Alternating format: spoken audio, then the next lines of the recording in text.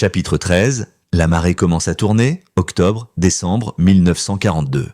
Écrit par Liam Dale.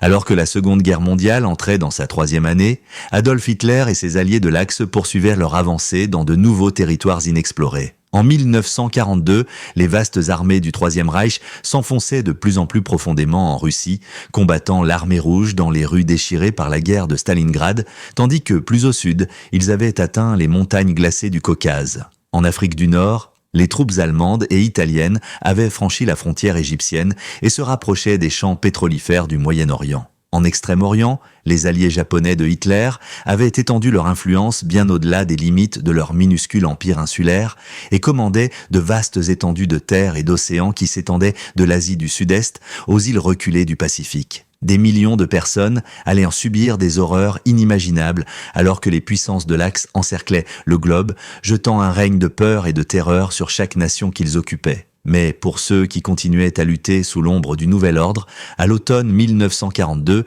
l'espoir se profilait à l'horizon. La force des Alliés grandissait et avec l'Union soviétique, l'Amérique et la Grande-Bretagne maintenant unies, l'équilibre des pouvoirs commençait à changer. En novembre, les Alliés seraient enfin prêts à lancer leur invasion de l'Afrique du Nord, et tandis que la 8e armée repoussait l'ennemi hors d'Égypte, les forces allemandes et italiennes dans le désert occidental feraient bientôt face à une attaque sur 2 fronts. En attendant, les soldats soviétiques, qui combattaient la Grande Guerre patriotique en Russie, étaient eux prêts à lancer leur contre-offensive à Stalingrad. Et alors que la ville tombait sous l'emprise glaciale de l'hiver, la 6e armée allemande serait bientôt piégée sans espoir d'évasion. Des plaines gelées de l'Union soviétique aux jungles les plus sombres du Pacifique, la lutte contre l'Axe prenait de l'ampleur et enfin les marées de la guerre commençaient lentement mais sûrement à tourner en faveur des Alliés. Personne n'aurait pu prévoir cependant la rapidité avec laquelle le Japon créerait son nouvel empire et en 1942, l'ennemi de l'Est avait revendiqué un territoire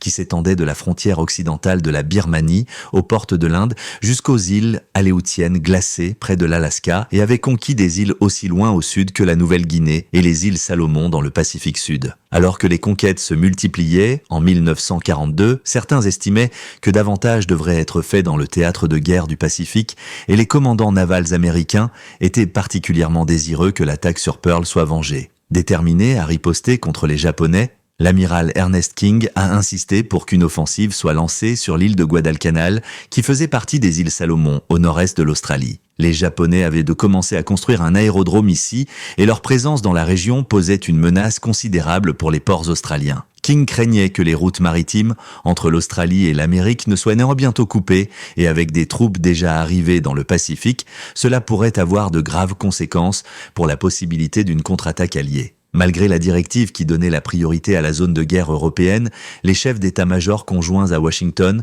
ont finalement accepté la campagne de King et le 7 août 1942, le premier débarquement amphibie américain de la guerre du Pacifique avait eu lieu, marquant le début du passage de l'Amérique des opérations défensives à l'action offensive. Les batailles dans les jungles sombres et humides des îles Salomon seraient néanmoins longues et amères, avec plus d'hommes perdant la vie à cause de maladies mortelles qu'à l'ennemi. En mer, entre-temps, de féroces batailles navales continueraient à faire rage, causant de lourdes pertes des 2 côtés. Le 26 octobre, le porte-avions USS Hornet, qui avait lancé la première attaque sur le continent japonais lors des raids de Doolittle en avril, a été touché lors de la bataille des îles Santa Cruz. Ce serait une perte majeure pour la flotte américaine, mais peu de choses pourraient être faites pour sauver le porte-avions qui a subi de lourds dommages par bombes et torpilles. Néanmoins, les Américains avaient un avantage important, ayant saisi l'aérodrome de Guadalcanal aux Japonais dès les premiers jours de la bataille. L'aérodrome de Henderson était maintenant en train d'être transformé en une base aérienne de taille considérable et poserait une menace considérable à toute tentative de l'ennemi d'envoyer des troupes fraîches sur l'île.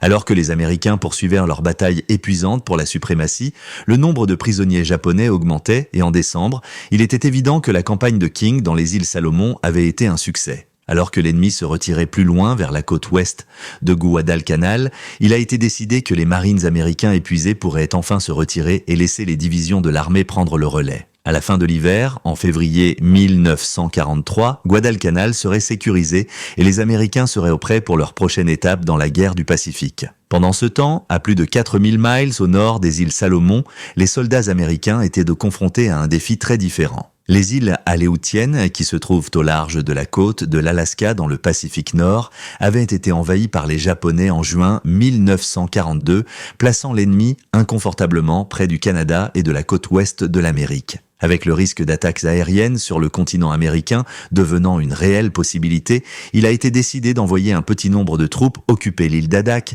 quelques semaines après l'invasion de Guadalcanal. De là, on espérait que des frappes pourraient être lancées sur les forces japonaises basées sur les îles de Kiska et Attu.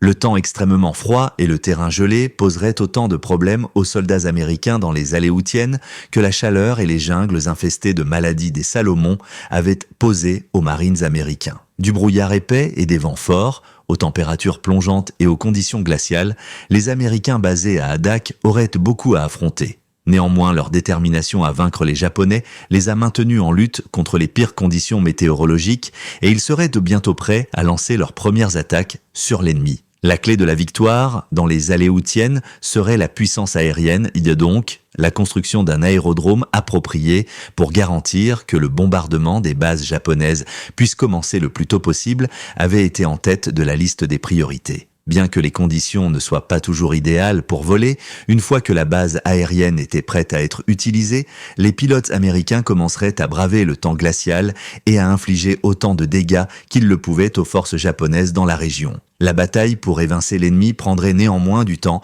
et ce ne serait qu'en 1943 que les troupes américaines pourraient s'aventurer sur Kiska et Attu pour s'assurer que les Aléoutiennes étaient débarrassées des envahisseurs. Alors que les événements dans le Pacifique étaient principalement axés sur l'invasion de Guadalcanal, la guerre dans les Aléoutiennes deviendrait connue sous le nom de guerre oubliée. Les hommes qui se sont battus ici joueraient néanmoins un rôle important dans le conflit mondial et de nombreuses vies seraient de perdues alors qu'ils se battaient pour protéger le continent américain et les routes maritimes du Pacifique de la menace d'attaque. Les campagnes dans les Aléoutiennes et à Guadalcanal restaient néanmoins secondaires par rapport à la question plus pressante de la défaite de l'Allemagne nazie. En 1942, des centaines de milliers de soldats soviétiques étaient tués sur les champs de bataille de Russie et l'urgence d'ouvrir un second front en Europe grandissait de jour en jour. Il y avait eu beaucoup de débats parmi les commandants alliés sur l'endroit où lancer leur attaque et en 1941, Winston Churchill et Franklin D. Roosevelt avaient discuté de la possibilité d'une ambitieuse invasion transcanale de la Grande-Bretagne vers la France occupée. L'entreprise était largement soutenue par les commandants américains, mais les Britanniques étaient le plus réticents, méfiant de la force des nazis en France. L'armistice, signé entre la France et l'Allemagne, en 1940 avait placé le nord et l'ouest de la France, y compris toute la côte atlantique, sous le contrôle des troupes d'Hitler, et l'envoi de forces britanniques et américaines nouvellement formées pour affronter les nazis aguerris était considéré comme une mission suicide. En août 1942, de telles craintes avaient été justifiées lorsqu'un raid à petite échelle lancé sur Dieppe, dans le nord de la France, avait eu des résultats désastreux. Le port était farouchement défendu par les Allemands et sur les 6000 Canadiens et Britanniques qui avaient participé au débarquement, plus de 4000 étaient tués, blessés ou portés disparus à la fin de la campagne.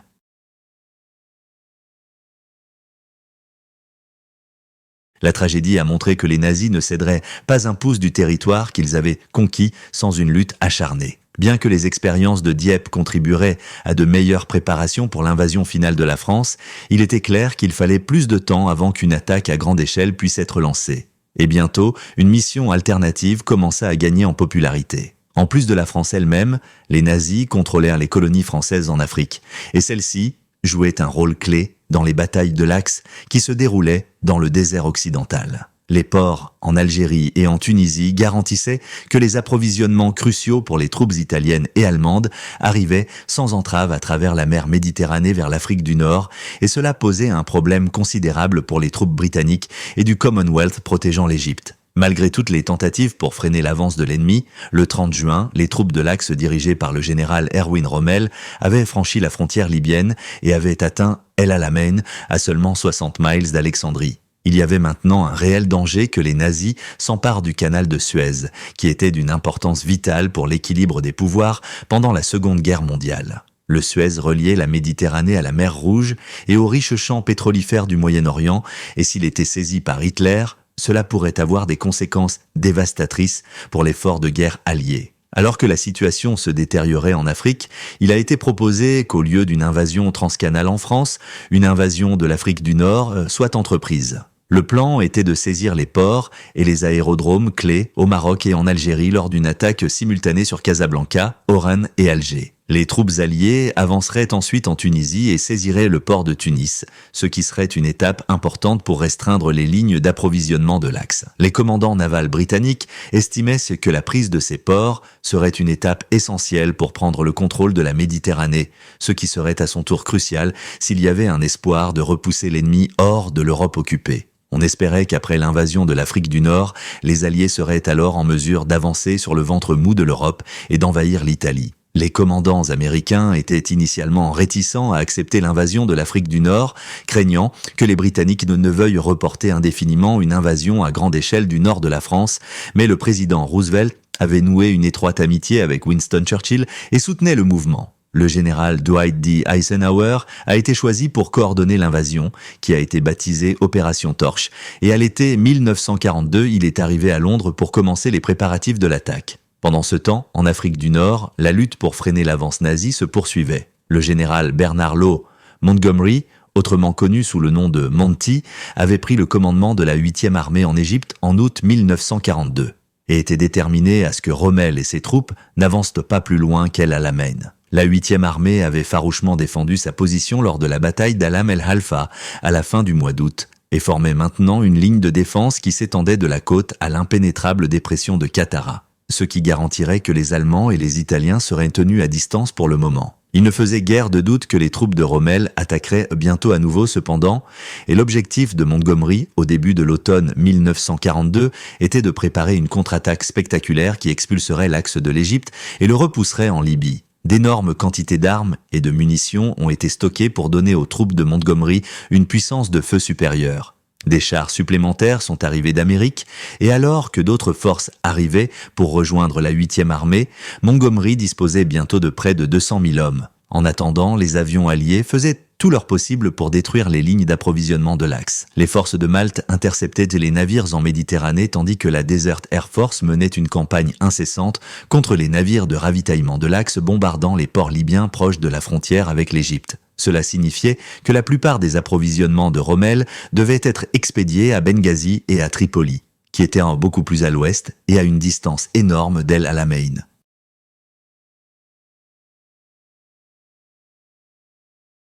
Bientôt, le flux de fournitures de traversant la Méditerranée vers les armées de l'Axe avait chuté à un niveau misérable et Rommel commença à réaliser que la guerre en Afrique ne serait pas gagnée sans plus de soutien aérien. Cependant, les avions de la Luftwaffe allemande étaient occupés dans les batailles de l'Union soviétique, laissant la puissance aérienne alliée incontestée dans le désert occidental. En octobre 1942, moins de la moitié des fournitures de Rommel arrivaient et pour aggraver les choses, la santé du commandant avait commencé à décliner. Il décida de prendre un congé de maladie et partit pour l'Allemagne pour se remettre de sa maladie, laissant ses troupes au commandement du général Georg Stumme. Mais le départ de Rommel n'aurait pas pu arriver à un pire moment car Montgomery s'apprêtait à lancer sa contre-attaque. Des mois de planification minutieuse étaient enfin terminés et le 23 octobre, les troupes alliées se préparaient pour leur plus grande bataille à ce jour. Dans le silence du désert, tous ont tenu compte du message simple de Monty, que chaque officier et homme devrait entrer dans la bataille avec la détermination de la mener à bien, de se battre et de tuer et enfin de gagner. À 21h40, l'assaut a commencé, avec le plus grand bombardement d'artillerie depuis la Première Guerre mondiale.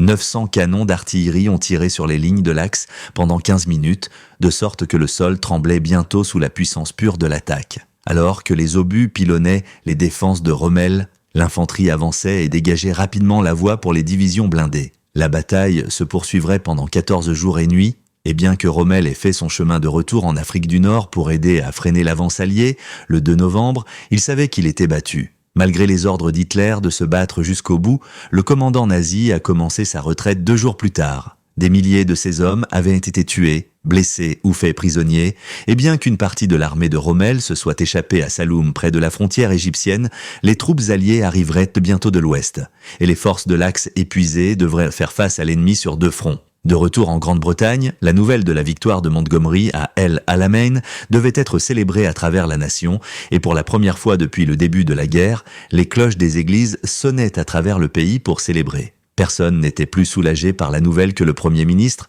dont la popularité avait commencé à souffrir alors que les Alliés étaient défaits dans des batailles de Dunkerque en France à Singapour en Extrême-Orient. La nouvelle de la victoire de Montgomery n'est pas arrivée un instant trop tôt. Et tandis que Rommel était battu hors d'Égypte, la foi a été restaurée en Churchill, qui a finalement pu se vanter d'un succès allié. S'adressant à la Chambre des communes au début de novembre, il a annoncé « Ce n'est pas la fin ». Ce n'est même pas le début de la fin, mais c'est peut-être la fin du début. Churchill ne doutait pas que la bataille d'El Alamein marquait un tournant important dans la Seconde Guerre mondiale et de nombreuses années plus tard, il écrirait « Avant Alamein, nous n'avons jamais eu de victoire. Après Alamein, nous n'avons jamais eu de défaite. » Les Britanniques avaient enfin une bonne raison de célébrer. Mais de nombreuses batailles difficiles étaient encore à venir. Et l'opération Torche, l'invasion de l'Afrique du Nord, s'avérerait être un champ de mines diplomatiques bien avant que les troupes britanniques et américaines aient l'occasion de débarquer en Algérie et au Maroc. Pour que la campagne réussisse, il était important de persuader les forces françaises de Vichy en Afrique du Nord de collaborer avec les Alliés. Et Roosevelt craignait que l'implication britannique dans l'invasion ne puisse compromettre l'ensemble de la campagne. Bien que la France et la Grande-Bretagne aient combattu ensemble lors de la Première Guerre mondiale et aient été alliés au début de la Seconde Guerre mondiale, lorsque Paris est tombé aux mains des nazis en 1940, l'amitié entre les deux pays est devenue tendue pour le moins. Le gouvernement français, dirigé par Paul Reynaud, avait essayé d'échapper aux nazis avançant après l'invasion de la capitale française, se déplaçant plusieurs fois jusqu'à atteindre Bordeaux dans le sud-ouest de la France. Mais certains politiciens ont demandé la fin des hostilités. Et malgré les objections de Reynaud, le 22 juin, un armistice a été signé entre les Français et Adolf Hitler. Reynaud a démissionné et a été remplacé par le maréchal Pétain, âgé de 84 ans, qui a mis en place un nouveau gouvernement à Vichy.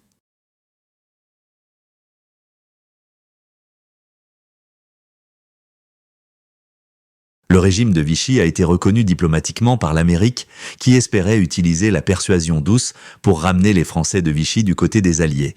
Mais la Grande-Bretagne a adopté une position différente. La collaboration des Français avec l'Allemagne nazie présentait de nombreux risques pour le pays et il y avait des craintes que la flotte française, l'une des plus puissantes du monde, ne soit bientôt contrôlée par les nazis. Les répercussions de cela seraient catastrophiques pour la Grande-Bretagne qui luttait déjà pour survivre alors que les sous-marins nazis resserraient leur étau sur l'Atlantique.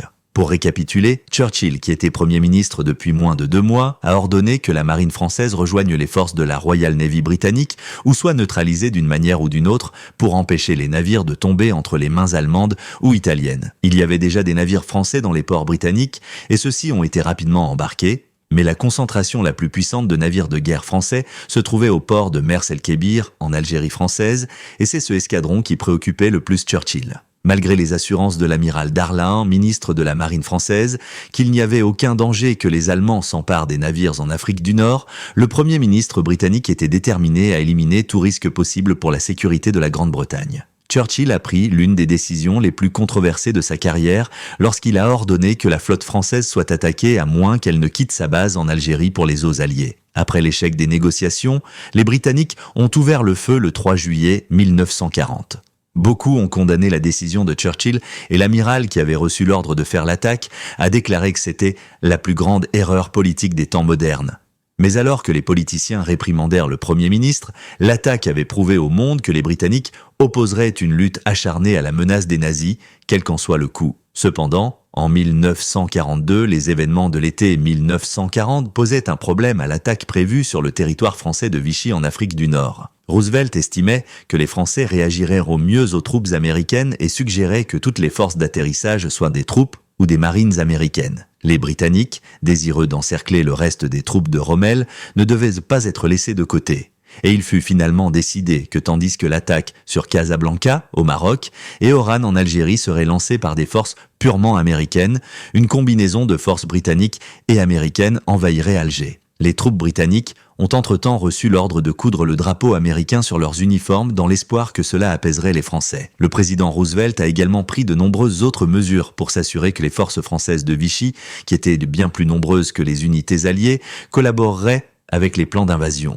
Il a écrit une lettre personnelle au maréchal Pétain le pressant de soutenir les Alliés. Il a même essayé de gagner la population arabe en Afrique du Nord en commandant une proclamation affirmant que les saints guerriers américains étaient arrivés. Priez pour notre succès au combat et aidez-nous, et Dieu nous aidera tous les deux. Faisait partie de ce message inhabituel, mais on ne sait pas s'il a eu un grand impact sur la population locale. Entre-temps, Roosevelt avait envoyé un diplomate du nom de Robert Murphy à Alger en tant que son représentant personnel en Afrique du Nord. Murphy avait pour tâche de contacter tous les éléments politiques potentiellement amicaux en Tunisie, en Algérie et au Maroc, et on lui avait confié la tâche de trouver une figure de proue française pour l'attaque.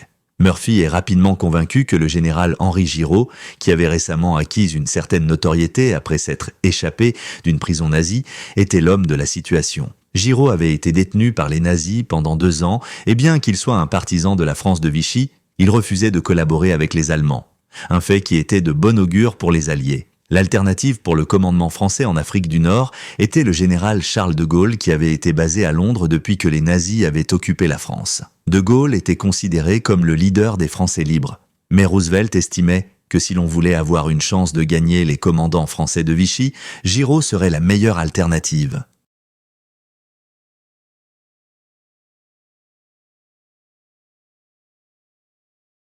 Pour l'instant, De Gaulle devait être tenu à l'écart de toutes les opérations, bien qu'il devienne plus tard une présence importante dans l'effort allié contre l'Allemagne. Alors que la délicate situation politique était négociée, des centaines de navires alliés commençaient à se diriger vers l'Afrique du Nord. Les forces de tâche centrales et orientales ont quitté les îles britanniques pour se diriger vers l'Algérie, tandis que la force de tâche navale occidentale de 102 navires et plus de 24 000 soldats américains ont quitté les États-Unis pour traverser les eaux infestées de sous-marins de l'Atlantique.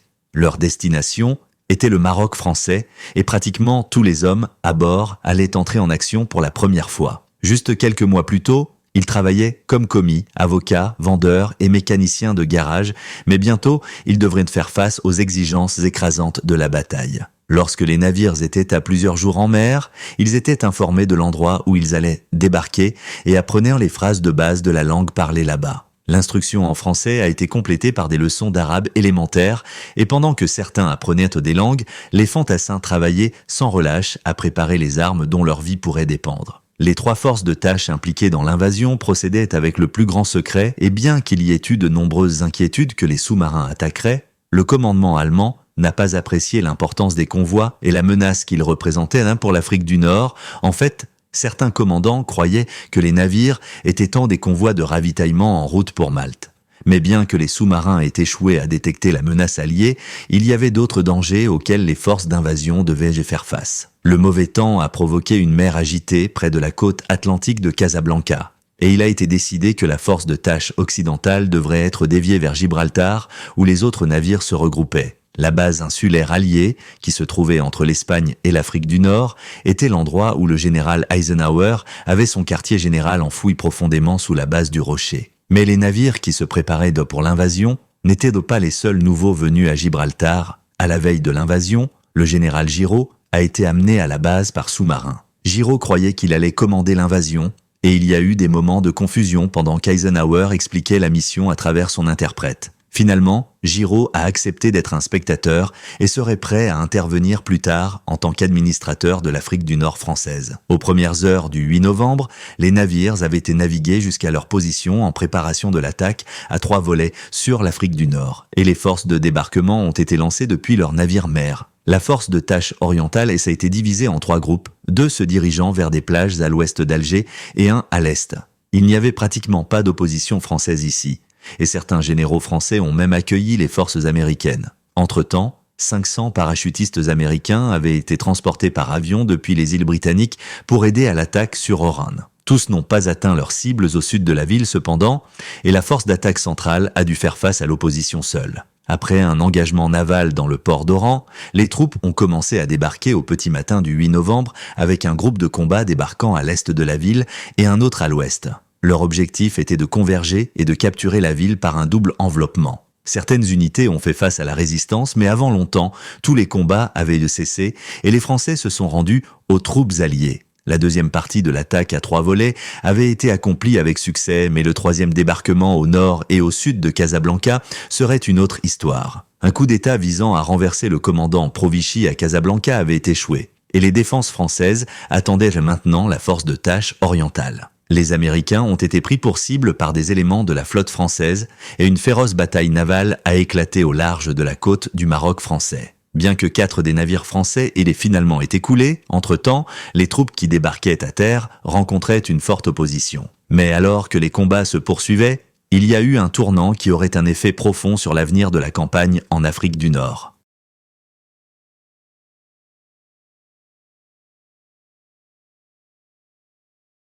Lorsque la force de tâche orientale est entrée à Alger, il a été découvert que le commandant français de Vichy, l'amiral Darlan, était dans la ville pour une visite privée, saisissant l'occasion de traiter avec un représentant de Vichy de haut rang qui avait plus d'autorité que Giraud. Eisenhower a commencé à négocier avec le commandant de Vichy et lui a offert la possibilité de rester à la tête des forces françaises s'il rejoignait les Alliés. Garder le commandant de Vichy signifierait que le régime de Vichy, avec ses lois nazies et ses camps de concentration, serait maintenu, et pour beaucoup, cela était tout simplement inacceptable. De Gaulle, qui avait maintenant appris les événements en Afrique du Nord, était furieux et le général Giraud n'était pas enthousiaste à l'idée de travailler aux côtés de Darlan. Alors que les nouvelles de la collaboration d'Eisenhower avec le commandant de Vichy se répandaient à l'étranger, il y avait beaucoup de confusion en Amérique sur où se trouvaient les loyautés des commandants alliés. Et beaucoup étaient consternés par les négociations en cours avec la France de Vichy. Mais le fait demeurait que sans la collaboration de Darlan et un accord de paix permanent entre les Alliés et la France, beaucoup plus de vies seraient perdues pendant la bataille pour l'Afrique du Nord. Des centaines d'avions et de pilotes français étaient de prêt à attaquer les troupes alliées qui se dirigeaient maintenant vers la Tunisie. Et il était vital d'obtenir la coopération de Darlan pour que le reste de la campagne puisse réussir. Finalement, le 10 novembre, après être parvenu à un accord avec Eisenhower, Darlan ordonna un cessez-le-feu et les troupes françaises déposèrent leurs armes. Les combats se terminèrent à Casablanca et les forces alliées purent maintenant continuer leur marche vers Tunis.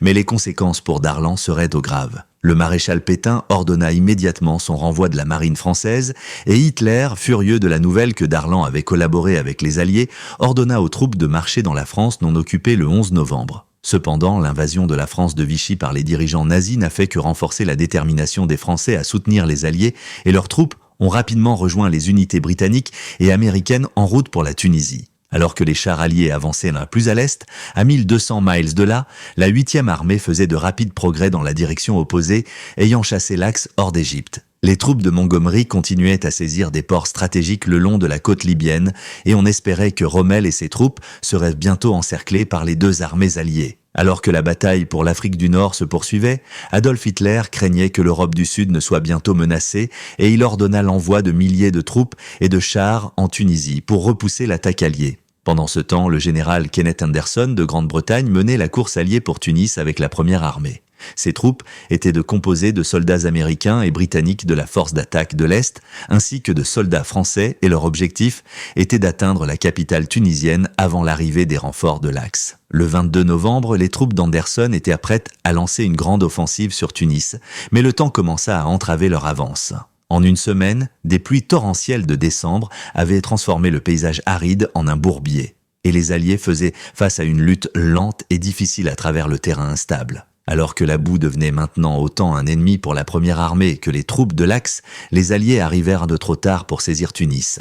Les renforts nazis avaient déjà consolidé leur position et commencé à lancer leur contre-attaque. Et il était clair que la lutte pour l'Afrique du Nord ne serait pas aussi rapide qu'on l'espérait initialement. Les soldats américains inexpérimentés auraient à mener une lutte difficile avant de pouvoir s'emparer de la Tunisie. Mais pendant que la 8e armée progressait régulièrement de l'Est, le général Eisenhower était convaincu que l'Axe perdrait bientôt son emprise sur la région. De retour en Grande-Bretagne, Winston Churchill était jubilant et célébrait les événements du mois passé dans un discours à la population britannique. L'invasion de l'Afrique du Nord avait atteint ce que les dirigeants alliés espéraient, et alors que les combats se poursuivaient, une partie de la pression était maintenant retirée des soldats soviétiques qui se battaient autour de Stalingrad.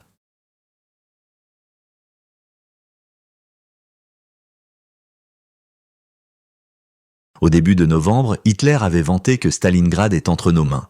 Mais alors que l'attention était concentrée sur les événements en Afrique du Nord, il semblait ignorer que le général russe, Georgi Zhukov, avait commencé à rassembler une énorme force au nord de la ville en préparation d'une contre-attaque écrasante. Le 16 novembre, les premières neiges de l'hiver avaient balayé les champs de bataille russes et le destin était du côté des soldats soviétiques. Le fleuve Volga est devenu un pont gelé et les troupes de l'armée rouge pouvaient dès maintenant traverser dans la zone de combat. En quelques jours, ils étaient au prêt pour leur contre-attaque dramatique et l'artillerie russe a ouvert une manœuvre enveloppante gigantesque avec une armée au nord des Allemands et une autre au sud. Un demi-million de soldats russes et 15 000 chars avançaient en vastes colonnes tandis qu'à travers les steppes, une bande de 50 000 cosaques déferlait sur le paysage hivernal. Sous l'assaut, la ligne allemande commença à fléchir, puis les Russes firent d'une brèche, écrasant le 6e corps roumain le 20 novembre. L'objectif de Zhukov était que les deux forces russes se rencontrent de loin au sud-ouest de Stalingrad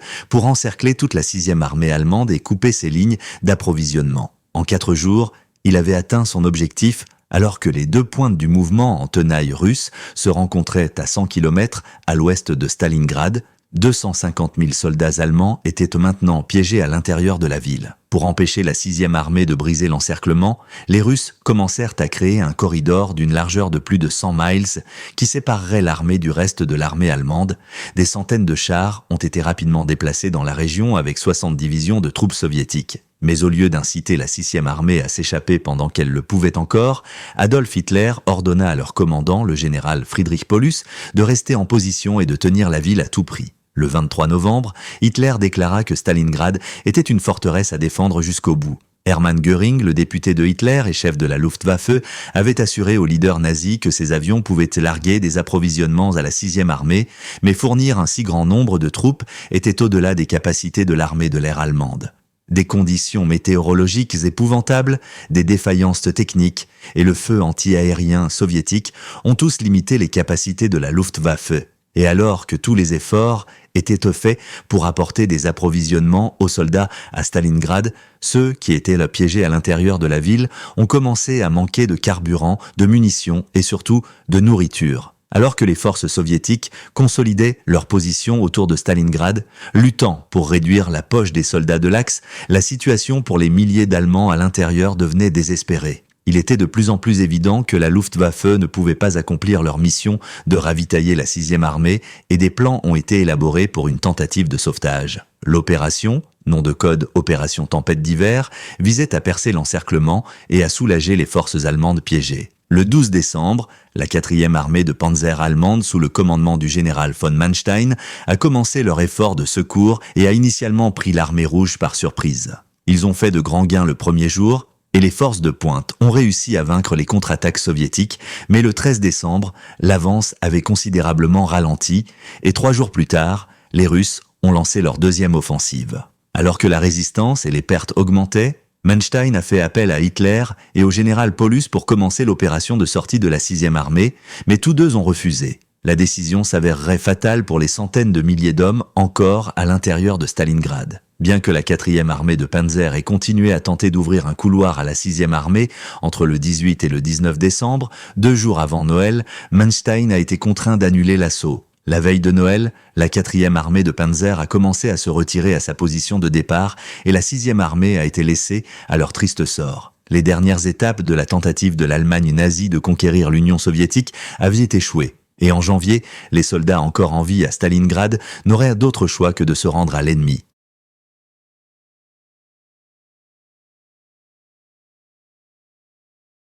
Partout dans le monde, les armées de l'Axe menèrent des batailles désespérées, et ce ne serait qu'une question de temps avant que les Alliés n'obtiennent leur victoire finale. Mais alors que beaucoup avaient de vraies raisons de célébrer pendant le Noël de 1942, les commandants alliés avaient peu de temps pour faire une pause dans leur poursuite continue pour vaincre l'ennemi. La lutte pour la Tunisie se poursuivrait bien après le Nouvel An, et ce ne serait qu'au printemps que les Alliés pourraient revendiquer leur prix et marcher sur Tunis. Et après Tunis, il y aurait encore 2 ans de combat avant que les nazis ne se rendent. Pendant ce temps, dans le Pacifique, la lutte pour vaincre les Japonais serait longue et amère, alors que les Américains menaient certaines des batailles les plus sanglantes de la guerre pour arracher une île après l'autre à leur contrôle. Bien que les marées de la guerre aient tourné, il restait encore d'innombrables batailles à mener à travers le monde et la lutte pour la victoire était loin d'être terminée,